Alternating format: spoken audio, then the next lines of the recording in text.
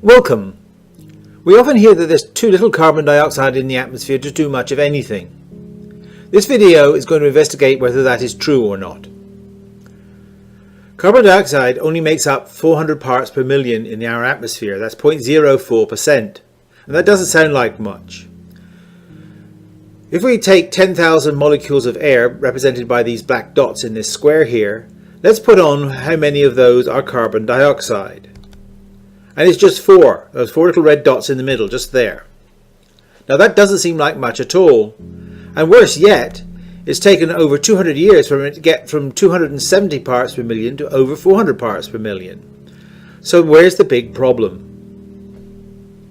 Is there too much carbon dioxide in the atmosphere or too little? Some say there's too little to be warming the planet and causing all these droughts and high temperatures all around the planet. While others, often the same people, are claiming that there's so much new nice carbon dioxide that it's greening the planet. As far as I'm concerned, you can't have it both ways. What we're talking about here is the greenhouse effect. That is where sunlight hits the surface of the Earth and some of that radiation is trapped by the greenhouse gases in our atmosphere. The Earth's atmosphere is made up of nitrogen, oxygen, water, argon, carbon dioxide, neon, helium, and methane. They are transparent to incoming solar radiation. The sun emits most of its energy at visible wavelengths, which corresponds to the surface temperature of the sun, about 5700 degrees Kelvin. Objects emit radiation according to their temperature. So the hotter they are, the shorter the wavelength. The Earth from this energy is heated to about 290 degrees Kelvin, or about 16 degrees centigrade, and so emits infrared light at that wavelength. In other words, heat. Some of the gases in our atmosphere are transparent to infrared. Those are nitrogen, oxygen, argon, neon, and helium. While others are not. That's water vapor, carbon dioxide, methane, and the other trace gases. Those help to heat the Earth. We often hear that the greenhouse effect does not work. Well, let's see if it does. Just a simple experiment will prove that it does. Let's take the Earth with an atmosphere that has an average temperature of about 16 degrees centigrade. Now let's compare that with another body that's the same distance from the Sun but doesn't have an atmosphere. We call it the Moon. The average temperature of the surface of the Moon is minus 16 degrees centigrade. So that shows that the Earth's atmosphere is helping our planet warm by 32 degrees centigrade. Without that effect, the Earth would be an ice planet. So how does this all work? Let's take a volume, which at the moment is full of vacuum, i.e. nothing. And if we put 100 IR photons in one end, because there's a vacuum there, 100 IR photons will come out the other end. For our first experiment, we'll fill that volume with nitrogen, and we'll call the pressure in that volume 1. It's an arbitrary unit, it doesn't matter what it actually is. We'll put 100 IR photons in one end, and because the nitrogen is completely transparent to it, we will get 100 IR photons out the other end. For our second thought experiment, we'll fill that same volume with carbon dioxide, or any other greenhouse gas. We'll fill it to the same pressure, 1, and then pass the same 100 IR photons in at one end.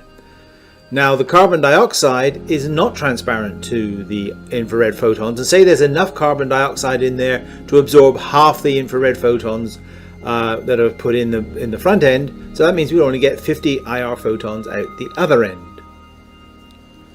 But note, the percentage of the atmosphere that is carbon dioxide at this point is 100%. For our third experiment, we're going to mix the two volumes. So we have equal amounts of carbon dioxide and nitrogen. So the total pressure in there is now 2 instead of 1. So now let's put our 100 IR photons in from the left. Now we know from the first experiment that the nitrogen molecules will make no difference whatsoever. And from the second experiment we have the same number of carbon dioxide molecules as we had in experiment 2. So they'll absorb the same amount as before.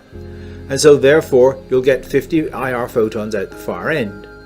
But note now that the percentage of the atmosphere that is carbon dioxide is only 50%. Yet we're getting the same effect as though we had 100% as in experiment 2. Or the only thing that's different is the pressure.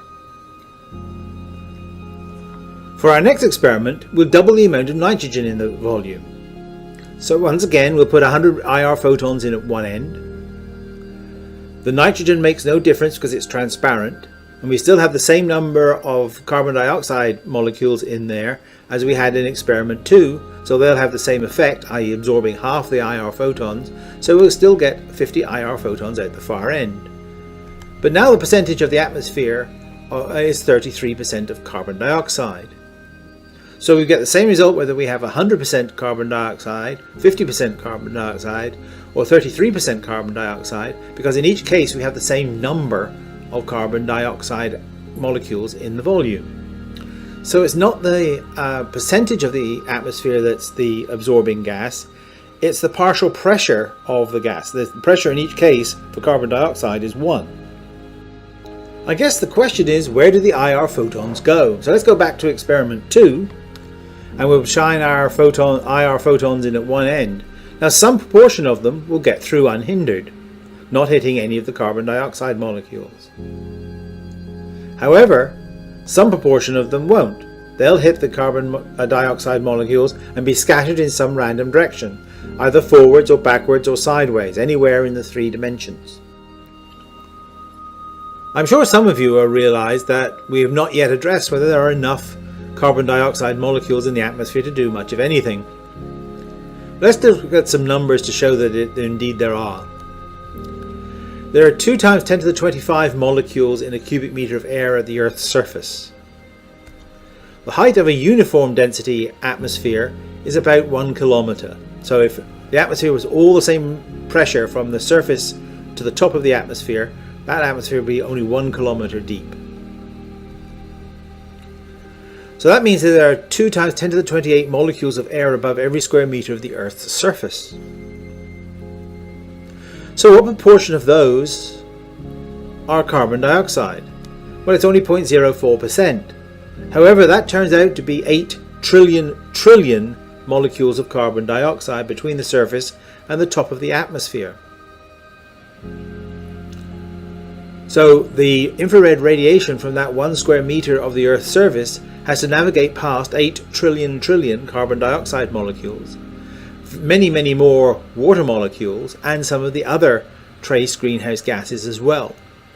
So they're going to have quite a bit of difficulty getting out of the Earth's environment, and that's why the Earth is warmed. So how does an infrared photon escape from the Earth?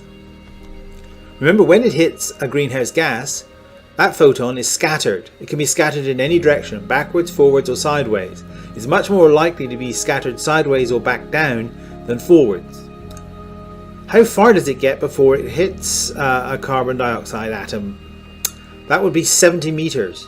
It used to be 100 meters back at the beginning of the 19th century.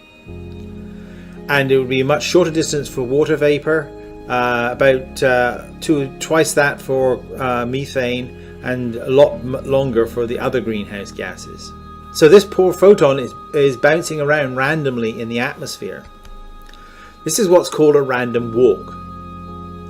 And you can actually calculate how many steps in a random walk it would take for a IR photon to escape from the Earth's atmosphere, given the mean free path of 70 meters.